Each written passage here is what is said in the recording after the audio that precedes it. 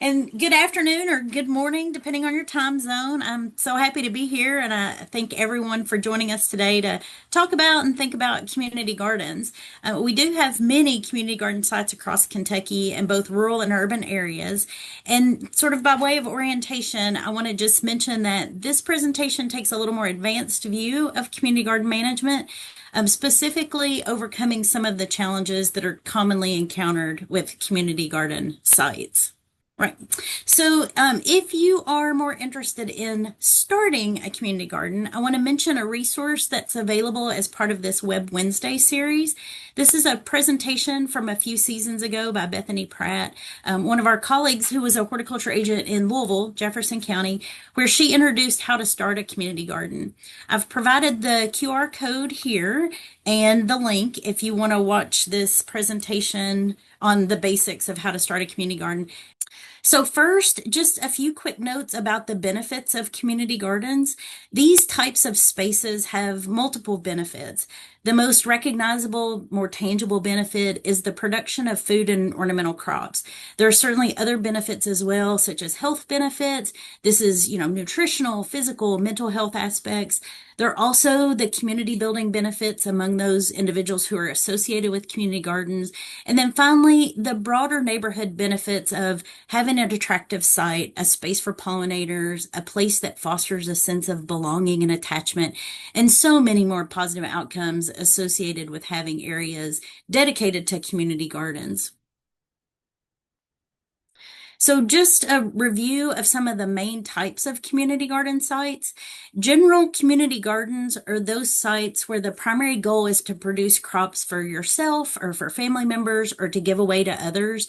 These may also be called allotments, and the crops grown can be fruits, vegetables, or flowers, including both annual and perennial crops. The community in the example are the users of the garden, with these sites usually subdivided into areas where an individual or family tends a plot, and they may pay an annual usage fee. In some areas, there can be a waiting list to get a plot in a community garden. An example is Blackacre, which is Louisville's largest community garden site, where they have over 300 plots, and most years have a waiting list to get onto a plot. School and recovery gardens are another type of community agriculture space. These are primarily focused on education, whether those educational activities are around food production or tips for using and eating produce from the garden. The community in this example includes the users affiliated with the site and administrators or owners associated with the site. These spaces can range from a few raised beds with a limited number of crops being grown to much larger areas under cultivation. According to the most recent Farm to School census, about 10% of the school food authorities, or SFAs, these aren't necessarily school systems, but the food authorities across Kentucky have school gardens that bring the learning to life and produce fruits and vegetables that are served in school meals. A few years ago, I was part of a project team establishing school gardens in Johnson, Madison, Leslie, Jessamine, and Greenup counties. And the production and nutrition programming at those 5 sites reached more than 2,000 students. So it was a really successful program where a lot of kids learned a lot more about where their food comes from and also some nutritional tips. There are some grant programs available to help teachers, administrators, enthusiasts fund development of these types of sites for educational programs. If you're at all interested in school gardens, I recommend that you join the Kentucky Farm to School Network, and I'll drop a link in the chat to their website. So you can take a look at those, that information, those resources. Last, excuse me, here are incubator and market farms. This is another category of community agriculture or community gardening sites. These sites are often very similar to the general community garden sites, but the primary goal of the users of these types of sites is to grow, harvest, and sell produce, ornamental crops, and value-added products using ingredients grown on the site. The community in the example are the farmers or users of the space who have an intention of commercial production purposes. Produce may be sold collectively, individually, directly from the site, or taken to a farmer's market or other type of sales outlet. So, as with any type of community program, when you're working with people, there are challenges that organizers and managers can encounter with community garden sites, regardless of the goals or the users, if the setting is urban, suburban, or rural. Today, I'm going to focus on four common challenges across community garden sites. These include user management, theft and vandalism, wildlife control, and general seasonal fatigue. And I'll give you some strategies to consider for each of these situations. The first challenge I'll spend some time on is user management. A single person will struggle trying to do everything associated with managing a community garden site. So if you're responsible for a site, recruit a team to help and empower the users to actively manage the site. It's important to have a community organizing approach, really building that team to include a diversity of skills. A self-governed community garden site with a strong leadership team is much more likely to be successful in both the short and long term. If you don't have these types of roles as part of your community garden site management team, consider adding or recruiting people that fit these criteria. So first, people with farming or gardening experience. This may be the ag and natural resources or horticulture extension agent in your area. Could be master gardeners, could be ag instructors, and other types of people with production knowledge. Another category is volunteers who have nutrition and wellness knowledge. And this could be a family and consumer science extension agent, dietitians, wellness enthusiasts who can really contribute to educational components at the site. Community partners are a real key to success of community gardens.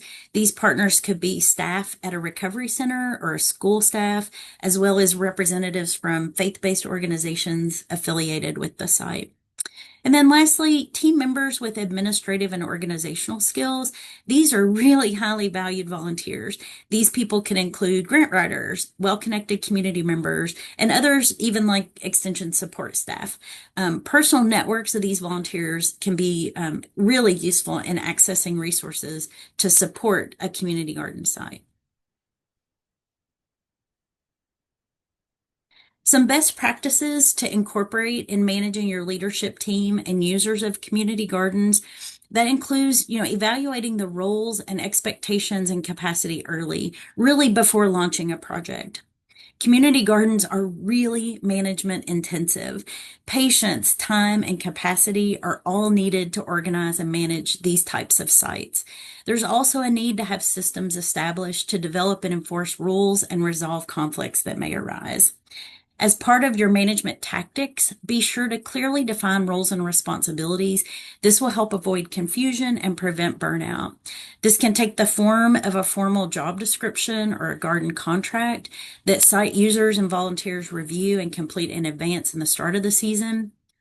And keep in mind that if users are active participants in devising the site rules, they are often more willing to comply with the guidelines. And I recommend framing the rules or guidelines in a language of do's rather than don'ts. Use volunteer logs and good signage in a consistent central location to just help track activities and communicate with users and volunteers. Management checklists ensure that critical tasks are completed in a timely fashion. Host regular leadership team meetings and reflection sessions to really strengthen the collaboration and problem solving. Take action early if there are issues with the leadership team, site users, or local community residents around the site. Expect there to be differences in opinions and have a strategy in advance to resolve any differences and conflicts that pop up. Lastly, have a list of the volunteer and site users' names with mailing addresses, email addresses, and phone numbers. And also, people in the local community too could be included in sort of this communications strategy. And ways to communicate and things include things like a central bulletin board for announcements, a phone tree, an email distribution list, a private Facebook page, or a group text or chat to get information out quickly and effectively to all of those people involved. Next up is the challenge of theft and vandalism. As much as we would like to think it won't, theft and vandalism in community gardens can happen. And these are two different things, really. Theft is removing products from the site. Maybe that's produce, maybe that's tools or equipment, while vandalism is destruction of plants or infrastructure. These actions may have very different motivations and can be deliberate or opportunistic. Examples range from a hungry passerby taking produce to eat to spiteful actions by other site users. Some best practices to consider related to theft and vandalism. Get to know the community site's neighbors, including local kids. General neighborhood support for the garden is a great way to prevent site vandalism and theft. Neighbors, teachers, if the garden's near a school, local police or firefighters who watch activity and traffic around the garden site are always a good form of protection. Inviting those neighbors to see the site from the inside, either on special occasions or as an open invitation, or even as part of established visiting hours. There are examples of youth who have vandalized gardens and then were invited into the site, and once engaged and involved in garden activities, they became avid protectors of the garden site. Fencing is an option, although it can be expensive. It can be a deterrent, but also expensive to construct and maintain. Fences and lock gates may seem necessary, yet most designs can almost always be climbed or broken into. And keep in mind there are limitations to physical barriers, although fences can be useful in defining, really the site boundaries. Whether the garden is fenced or locked, posting signs is an effective way to explain who uses the garden site and what the rules of the garden site are. Many community gardens have been successful in reducing theft and vandalism by sharing information about the site, often with clever or funny messages. Some community gardens have had success in preventing theft by growing surplus produce and offering it for free, with a sign telling people to simply take what they need. Another strategy is having communal areas set aside for open use, and this could be something like a dedicated you pick berry patch. Some crops, tomatoes and pumpkins, for example, are particularly tempting and easy to grab. So one strategy can be to minimize theft of these highly valued crops is using a camouflage crop, really, something like potatoes or Brussels sprouts or kale, which seem to be less desirable to some people. And these other crops can create a protective screen that effectively hides other plants and still provide produce from the site. So finally, really accept and expect some level of vandalism and theft. No amount of fencing, neighborhood involvement, or other tactics will completely eliminate that potential for loss. Next, I want to talk about wildlife, including domestic animals. So tell me by dropping it in the chat, what is the worst animal pest you have encountered or are currently dealing with? Personally, in my place, the deer are voracious. I have yet to encounter a truly deer-proof plant. Resistant, yes, but if the deer are hungry, I believe they'll eat anything. And in my research plots out at the South Farm in Lexington, I have vole issues. This is a new to me problem, and they are making a real mess, digging holes, and I am constantly repairing irrigation lines that they have chewed through.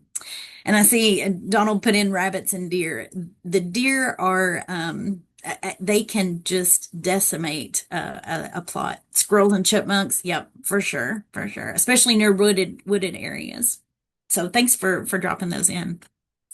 And I have to say, to me, there's nothing worse than carefully tending fruits and vegetables right to the peak of ripeness, anxiously anticipating the harvest. And then when you go out to make that harvest, the produce is either gone or what's worse, a big bite taken out of that, tomato or zucchini. And I have an image here on the slide of zucchini damage, where a deer has just come in and, had a little sample there of the zucchini.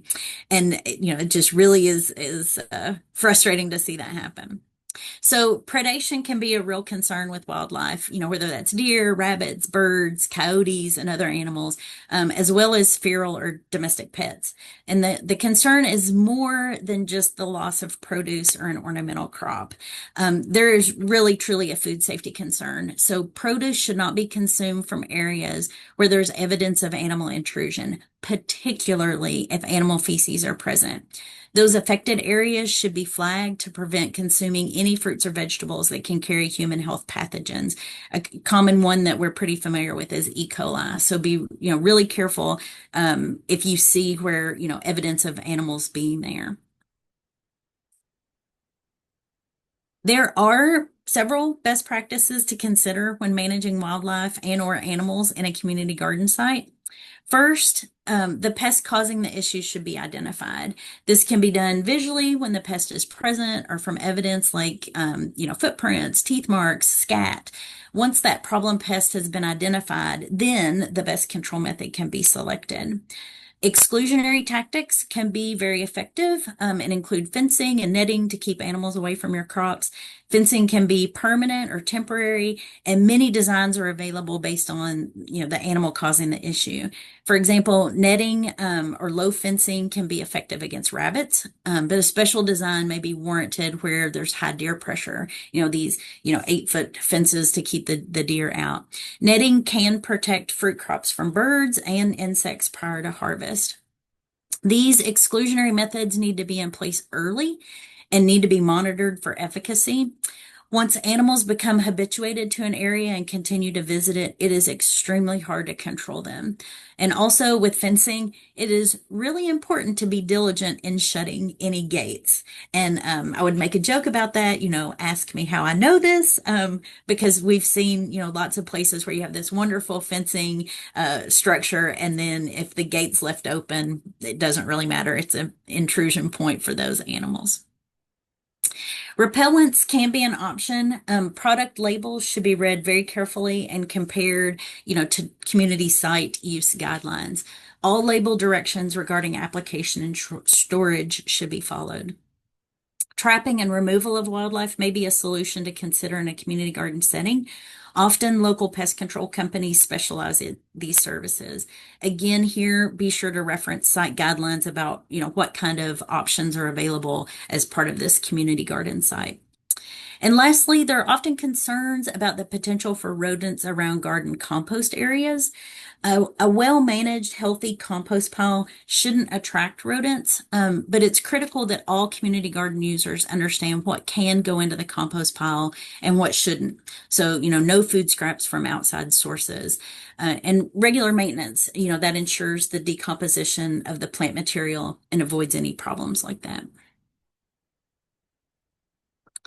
So the last thing I want to talk about is, what happens when the initial enthusiasm fades and fatigue sets in. Some of you may be in the throes of seasonal fatigue right now. Maybe you, like me, are currently battling crabgrass, purslane, foxtail, other weeds that just seem to be particularly prolific this year. Community gardens are really maintenance intensive. There's almost always grass that needs to be mowed, weeds that need to be pulled, equipment and tools that need to be serviced, and debris to manage. So maintaining a clean and attractive garden during all 4 seasons is a wonderful goal, but there will be times when the community garden site just does not look pristine, and being willing to accept that is really important. So some ideas to combat this seasonal fatigue: plan a fun event, a garden gathering, a harvest party, farm to table meal, painting rain barrels, a build party, an educational event, really anything that would appeal to the users or community members to rejuvenate enthusiasm for the site. So I'm curious what ideas you have, or maybe examples of tactics you've used that have been highly successful. Drop those in the chat. It may be something that we would like to copy and implement in other areas. And just lastly here, it's really important to take time to reflect on the successes, whether that's mid-season or at the end of the growing season. It is really easy to get overwhelmed and forget to celebrate the wins, whether those are small wins or really big wins. And I want to dive into this success, measuring success a little bit more. What does success look like in a community garden site? Whether that's general or specific to your situation. And feel free to drop your ideas into the chat box.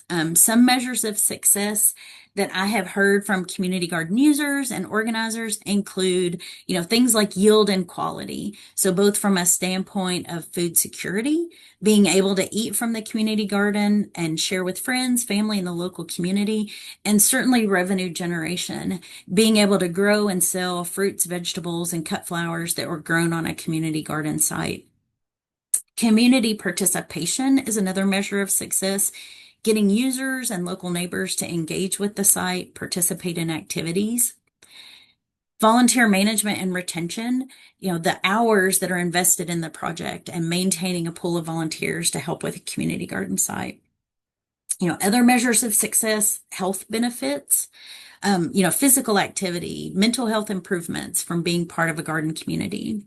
Another, environmental education programs, the number of programs that were offered, students or adults who participated in programs, and documentation of participants learning new information. And then lastly, garden sustainability. That's an extremely meaningful measure of success for community gardens. We want these sites to persist and be sustained, and being able to sustain a garden, whether that's financially or with volunteers or having participation, it's really important to, have the support to thrive there. So I will put up some references and additional resources. And I'll just keep this slide up here for a little bit in case there are, in case you're interested in looking at any of these. And I'll just say in conclusion that each community garden site has very unique logistical and physical characteristics. Every volunteer user group has a different dynamic. There isn't a one size fits all solution, and challenges you have in one year, you may not have in another year. So really my intent today was to perhaps commiserate over common community garden site challenges and share some best practices to give site managers, volunteers, and others ideas for your community garden project to not just survive, but also to thrive.